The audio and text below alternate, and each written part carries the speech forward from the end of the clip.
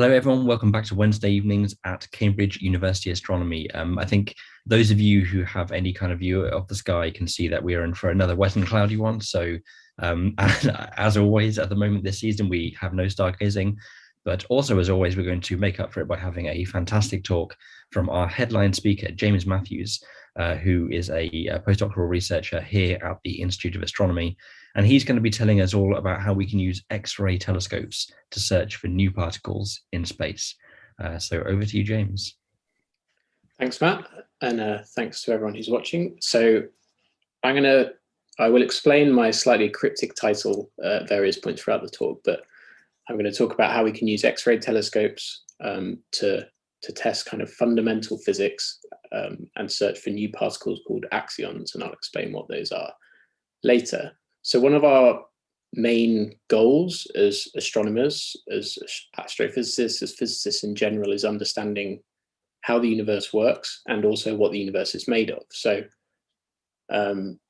it turns out the universe is made of a lot of different things, not just the stuff that we see day to day, the stuff we know about like stars, planets, things that make up the Earth, the elements in the periodic table. If you work out the sort of energy budget of the universe and draw a slightly rough pie chart, because I'm not very good at drawing pie charts, of how this energy is distributed, it turns out that the kind of normal stuff that makes up stars, planets, and all the stuff I listed is only about 4 or 5% of the energy budget in the universe. And the majority of it is made of these two mysterious quantities. One is called dark energy, and I'm not really going to talk about that today. But it's sort of one of the fundamental goals of astrophysics is to understand what that is, what its properties are, and how it influences the universe. And then the majority of matter is made up of this quantity called dark matter, and that's sort of one of the main motivations behind the topic that I'm going to talk about today. And so the approximate percentages of these three things in color-coded in terms of how much of the universe's energy that they contribute is given here. Now, there is lots of evidence for dark matter comes from lots of different sources, but the sort of first hint of it came from Vera Rubin's observations of what are called rotation curves in galaxies. So this is basically where you observe a galaxy and you look at how fast the stars are moving, and you look at how fast they're moving at different distances from the center of the galaxy. And what Vera Rubin was expecting to observe was that the curve with distance would go up and then drop away as predicted by, for example, Newton's theory of gravity. Because she knew she could work out from the galaxy how much mass there was in that galaxy in gas and stars, approximately. But what she found was very surprising. The curve sort of goes up and then flattens off and stays relatively flat for quite a large distance. And this is a sort of updated version of her original curve with both stars and hydrogen gas. And so basically what this is telling us is that there's some hidden form of mass in the galaxy, and which we now know to be dark matter, but we don't really know the nature of this dark matter. So we know from these observations and from all sorts of other sources that there is a lot of sort of missing mass in the universe. And we know that this mass can't give off light and it can't interact, but we don't know what it is. So as I said, evidence for dark matter comes from lots of different sources. There's this really nice map on the right here, shown in the kind of pink color, which comes from the Dark Energy Collaboration, whereby looking at the indirect influence of dark matter on the matter that we know about, on the stars and the galaxies, you can kind of build a map of where the dark matter must be on a given patch of sky. And it makes this kind of nice clumpy pattern. So that already tells us something about dark matter. We know that it needs to be able to kind of coalesce, to clump together. We also know that dark matter needs to have mass, because that's what it means. That's where the evidence comes from. And mass is what we measure in grams and kilograms.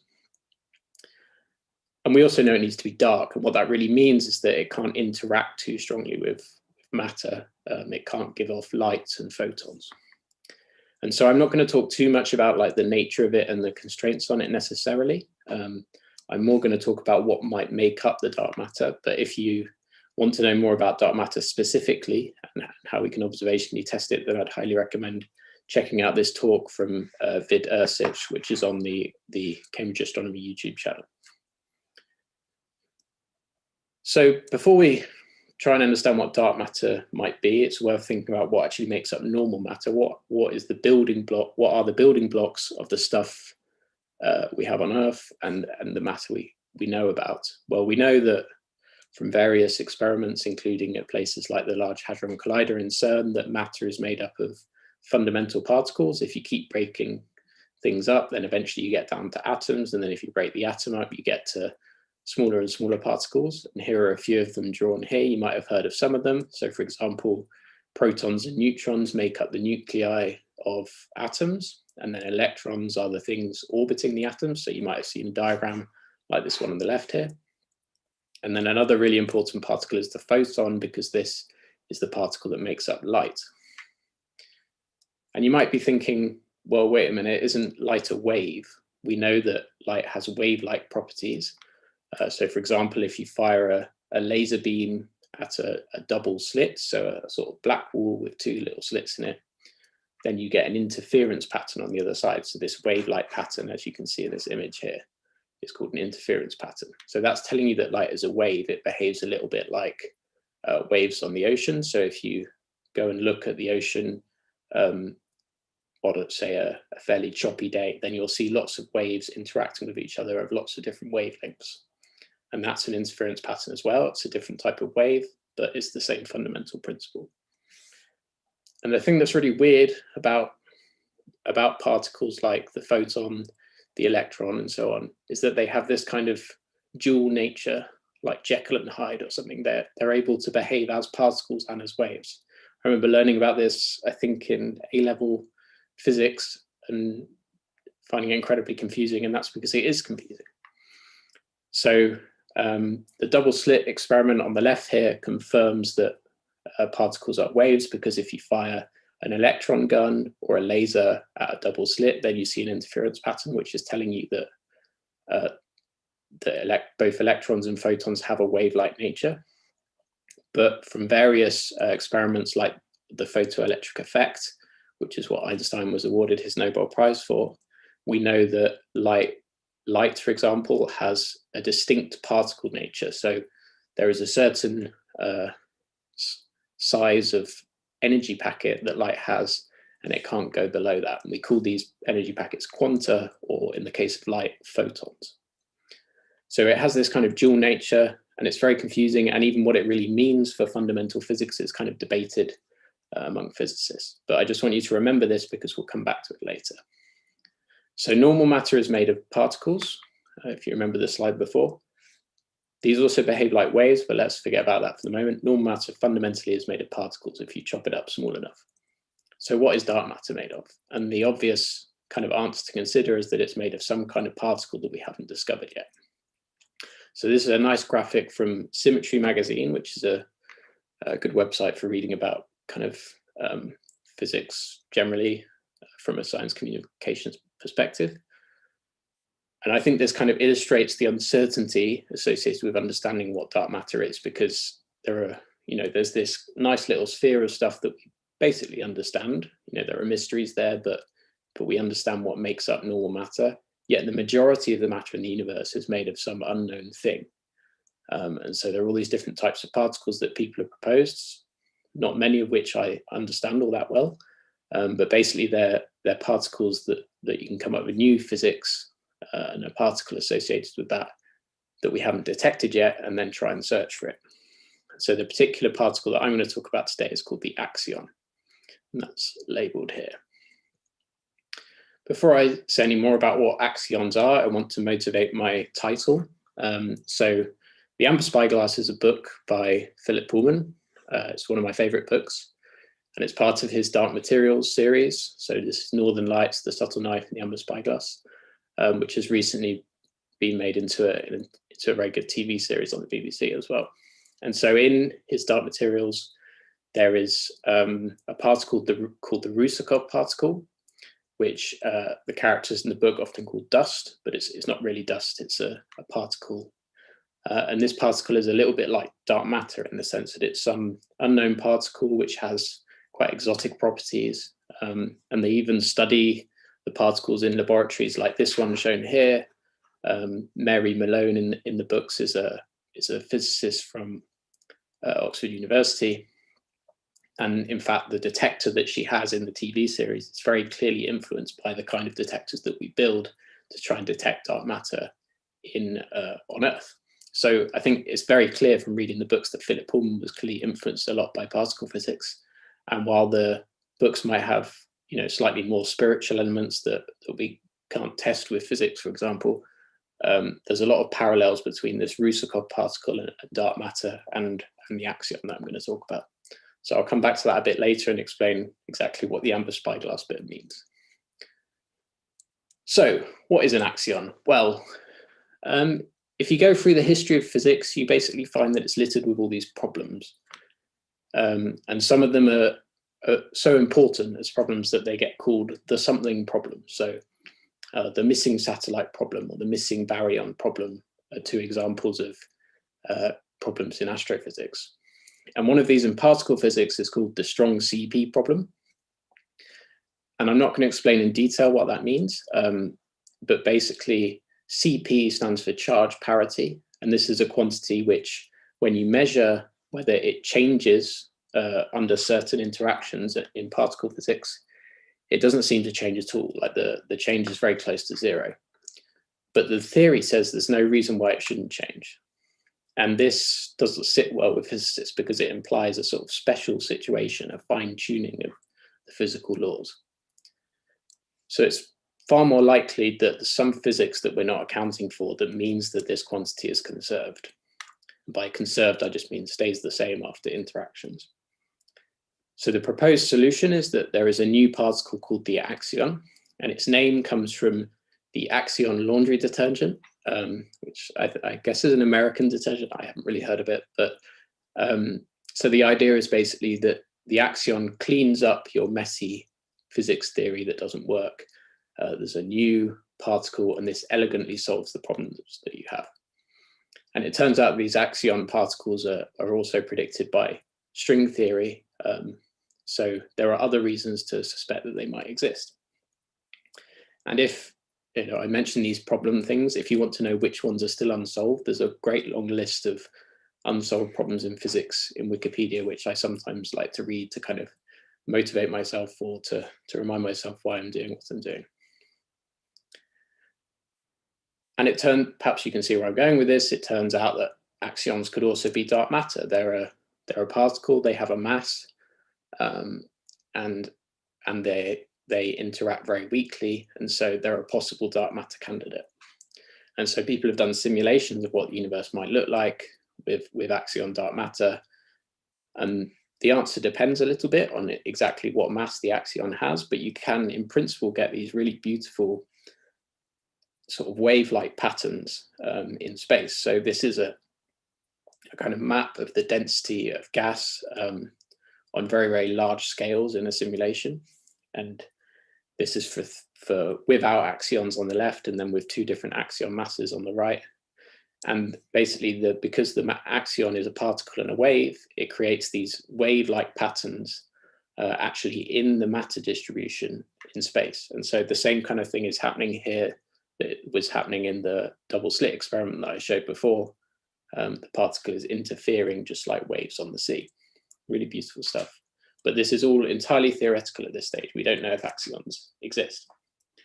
Now, if axions do exist, they have this special property where they can actually turn into photons and turn back again. So this is quite confusing. A full understanding of it sort of requires delving into quantum mechanics and so on. But basically, if a light beam travels through a magnetic field, or an axion beam travels through a magnetic field, and we need axions to exist for this to happen, of course, then there's a probability that they can oscillate into each other.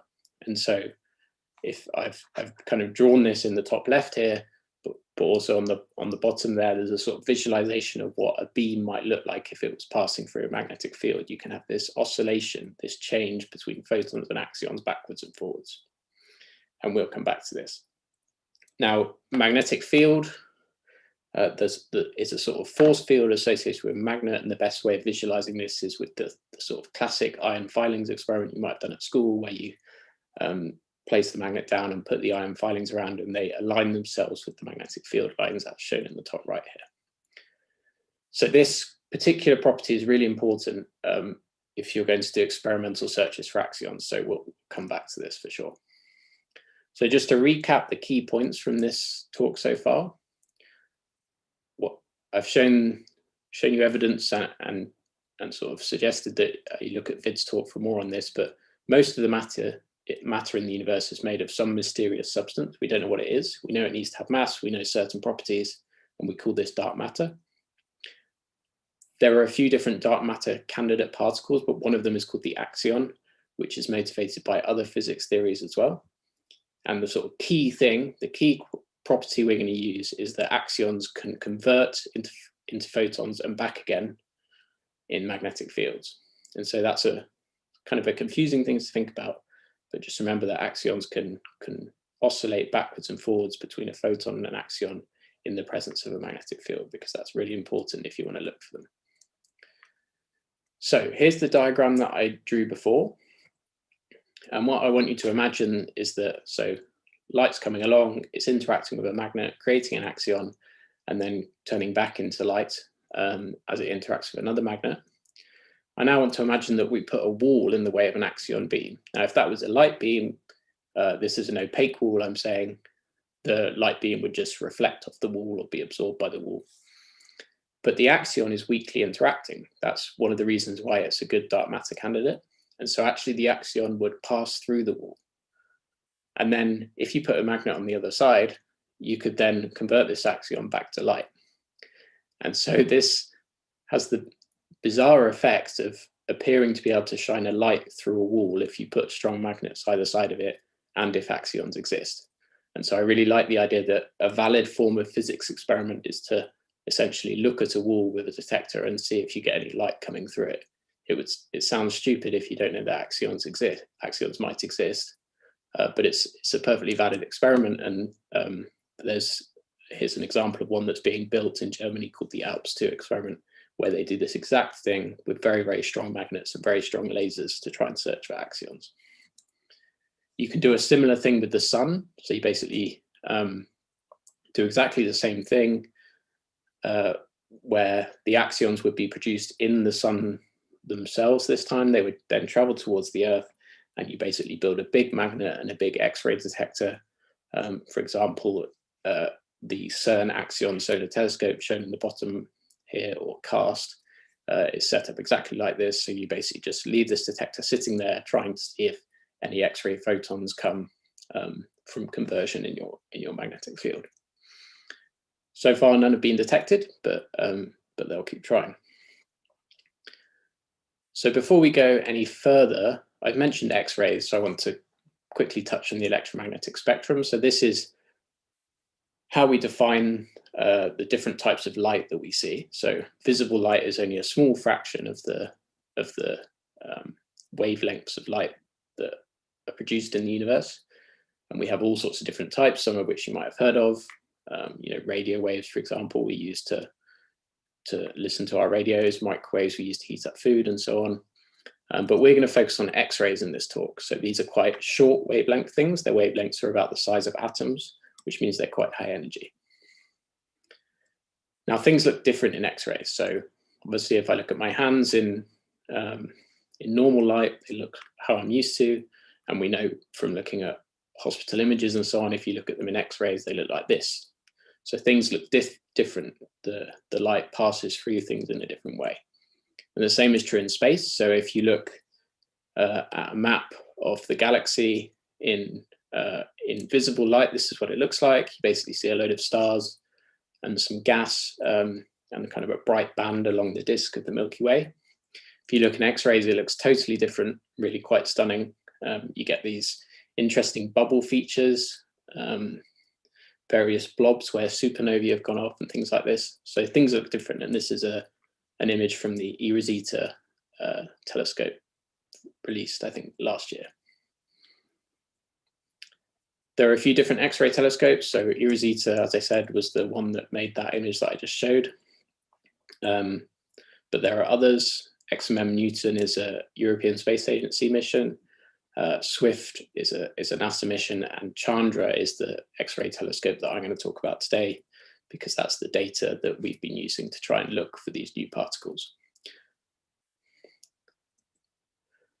So I'm going to talk a little bit about the Perseus cluster, because this is one of the objects we use in our study.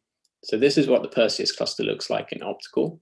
It's basically a cluster of galaxies. When people talk about clusters in astronomy, that's what they mean. Basically, a cluster of galaxies that's kind of coalesced, clumped together around what we think is a dark matter halo. You can also see some of the gas in the center of the cluster, in the center of that image there. If you look at X-rays, again, it looks completely different. So this purple stuff represents the X-ray emission. And basically the whole cluster is filled with hot gas that emits in X-rays. But it's also a kind of quite turbulent, disrupted environment. And I've also got it in my background here, if you forget what it looks like. If you want to know where the Perseus cluster is tonight, well, you might not be able to see it because it might be cloudy, but here's what the sky will look like, I think at about 8 o'clock tonight, so in 23 minutes. You'll probably see the moon just rising if you look to the east, Jupiter off towards the southwest. And there'll be various constellations you might be able to recognize. So I'll just mark them here. For example, Orion will be just above the horizon. You might be able to recognize the Great Bear off to the left there. And you can find Perseus. Probably the easiest way is to find Cassiopeia, which looks like a W, and then just drop down slightly towards the horizon. And it's this sort of H shape, or like inverted H. And the Perseus cluster is kind of between those two arms of Perseus. So you can't see the Perseus cluster with your naked eye, but if you could look in X-rays and you had very sensitive eyes, that's where it would be. Now, it turns out that clusters have magnetic fields. I'm going to ask you to trust me on that. There's lots of evidence that they do, and we know roughly what the strength of those magnetic fields is. And we think they're probably turbulent, so sort of all tangled up. And so this means that if axions exist and we do an observation of this cluster, we should be able to see that different energies have different brightnesses. And so this will lead to wiggles in our spectrum. And so a spectrum here is basically when we plot intensity of light against the frequency of light. So frequency goes the opposite way to wavelength that I showed before. Now, if the axions aren't there, we'll get like basically a straight line produced. But then if axions are there, we get these wiggles in the spectrum. Now, I want to briefly, so I'll come back to what I've just talked about in a second, but I wanted to briefly mention the Amber Spyglass again. So without giving too much away, the Amber Spyglass is the title of the third book, and it's a device that allows these Rusakov particles in the books, which are entirely fictional particles, but they're analogous to our axions here. So the Rusakov particles are a bit like the axions, and the Amber Spyglass in the books is a device that you can use to measure the Rusakov field. So the analogy here is that we're using the Chandra Observatory a little bit like an Amber Spyglass. And just to really ram that metaphor home, it even looks a little bit like it. I was quite pleased with how well it lined up with that book cover. So we're going to use the Chandra X-ray Observatory to look for signatures of axion-like particles in X-rays from clusters. Now, where did the X-rays originally come from? We need a light source. In the light shining through wall experiment, you have a laser as your light source. So what can we use? Well, it turns out that clusters, just like the Perseus cluster, but also many others, often have what's called an active galaxy in the center. And so an active galaxy means a galaxy that has a very bright, accreting black hole in the center. And this means that material is falling onto the black hole, creating a disk, emitting, getting very, very hot and emitting X-rays and ultraviolet radiation. So it's an artist's impression here shown in the top right. And so these X-rays can be used in our experiment as the kind of background illuminating source for our Axion search. So what happens is the X-rays are produced very, very close to the black hole in the center of the galaxy.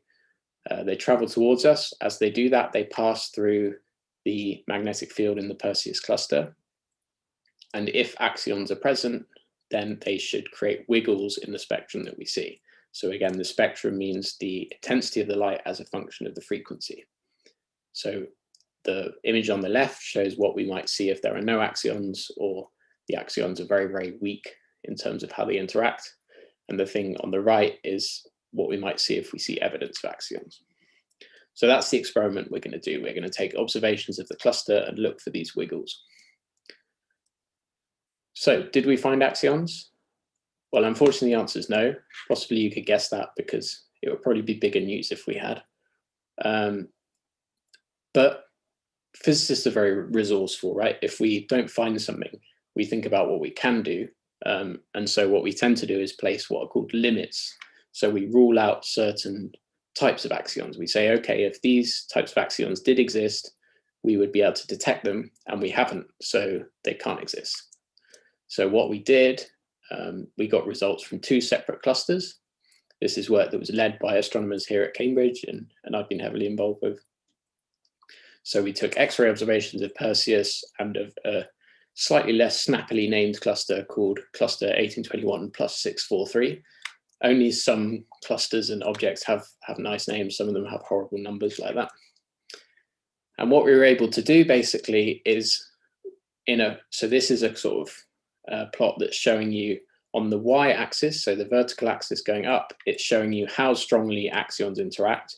So the higher up you go on that plot, the stronger the axion interaction is, the bigger the wiggles are, the more likely it is that photons and axions will convert into each other.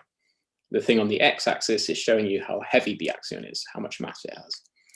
And so this plot is a bit sort of technical and complicated, but basically what it means is that all this kind of shaded in region here is are types of axions that we were able to rule out with our study. So we're able to say that if axions exist, they must either have a different mass to this, or they must interact much more weakly, otherwise we would have seen them. And this might not seem like a particularly remarkable plot, but these are actually the best constraints in this mass regime that exists. So they actually do better for certain types of axions than these expensively assembled experiments in CERN, for example. Now, those experiments are still very useful for other mass regimes, but it shows how important astrophysics can be for testing fundamental physics. But we're not going to stop here. The search goes on. One of the ways in which we can improve the search for axions is using better telescopes. So if you build a bigger, more sensitive telescope, you can detect smaller wiggles. And this means you can either find axions, or you can move this limit that you've made further down. You can rule out more different types of axions. And so one instrument that'd be really useful for that is a next generation X-ray observatory called Athena, which is again a European Space Agency mission. So that would be really useful. And one of the things we're working on now is predicting what kind of things Athena might tell us about axions and exotic physics. Finally, just to stress that, astrophysics is not the only game in town here. There are various dark matter detectors in laboratories around the world. One of these, the Xenon 1T experiment, detected a slight anomaly in its results, which kind of hints at new physics. So it might not look like much, but this little excess in events in their detector compared to what they expected could be a hint of possible axions. So there's, the jury's still out on this, and I think quite a few people are quite skeptical about whether this is really telling us about new physics. So as scientists, we need to check and double check these results and converge on a consensus as a community. But it's exciting, and it shows how important axions are to understanding physics in general. And the other thing I like about this is that these detectors are really quite similar to the detectors in the His Dark Materials series. So it sort of links back into my theme nicely. And that's about all I'm going to tell you today, but just to sort of re-emphasize that axions are possible dark matter candidates, and they're very important generally for fundamental physics and understanding and testing theories like string theory. And it turns out that X-ray telescopes are really powerful tools for searching for new physics, such as axions, particularly when you consider the magnetic fields that we have in clusters of galaxies like the Perseus cluster shown in the bottom right there. And although we don't have a detection yet, we can rule out whether certain kinds of axions exist, and these limits turn out to be the most stringent that we have available. And so I think the future's bright for the Athena mission and future more sensitive X-ray telescopes in this regard. And that's it. Thank you. Wonderful. Thank you so much, James. I have to imagine virtual applause going on in Zoom. If anyone has any questions for the speaker, you can pop them on the YouTube chat down there on the right-hand side, and they should get to him. Before they do, I want to ask you a question. I'm always interested to know when people talk about these very theoretical concepts, how sure you are personally that these things exist.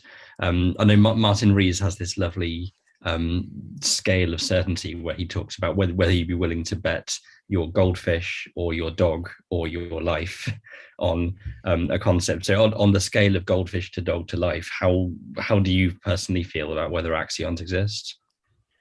Well, that's quite a sinister betting scale, but I mean, you can never be certain about these things, right? But there is much more kind of motivation for axions as a concept than there is for a lot of new physics. It's not just some theory that's been dreamt up. It's being proposed to solve a very sort of well-defined problem.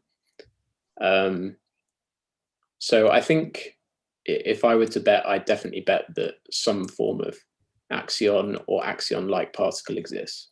And I don't have a dog, but I guess I'll put myself in the dog scale, that there's some form of particle like this, because it just is a much more elegant solution. And do you know when we might get news? You mentioned Athena, this next generation X-ray telescope. When is Athena planned for launch? I can't remember what the launch date is. I think it's in the 2030s. So there's a lot of planning that needs to go on, which is why at this stage we have to make do with making predictions for that kind of mission. There are other missions that are going up in the meantime. So GRISM, which is spelled Xrism, is another mission that might be useful. And then NASA recently released the sort of decadal review for US astronomy, and there are proposals for a new X-ray probe in that as well. So I think future's pretty bright for for X-ray astronomy in general. Yeah, wonderful. Cool. Well, it doesn't look like we have any chat questions coming through on the YouTube chat, so I'll just say thank you everyone for listening. Oh no, I take it back. The question has just arrived. You got to take into account the typing time. Yeah. So Jim is asking if protons change to axions as they pass through a magnetic field, wouldn't the change result in some heat and make them detectable? Could that be one potential way to detect these things? So, well, I don't know. Maybe this was a typo. So it's photons first of all, not protons. Oh, okay. There you go. So I think the energy is essentially conserved along the beam, so that there should be no heating effect. Now there are, however, other ways to search for axions, depending a bit on the astrophysical object in question. So in our case, we're looking for photons that have disappeared by changing into axions and leaving these wiggles in the spectrum. But it's also possible that you might have like excess emission, so more emission than you expect rather than less emission than you expect, if you have some population of axions that are somewhere and they essentially would then emit light by converting into photons with some small probability. So the actual heating effect, I don't think really happens, but there are other ways in which the axions can be detectable. Yeah, excellent. Well, thank you so much, everyone, for listening, and thank you, James, for that really fascinating talk. It's always amazing to hear about the stuff that's out there, really on the frontiers of physics, trying to get some answers to some really big questions. So we are back next week. We do these every Wednesday during the winter. We have a few more before the Christmas break. Next week, we have a talk from Eugene Vasiliev, who's going to be telling us all about how to do galactic archaeology with stellar streams. So see you this time next week.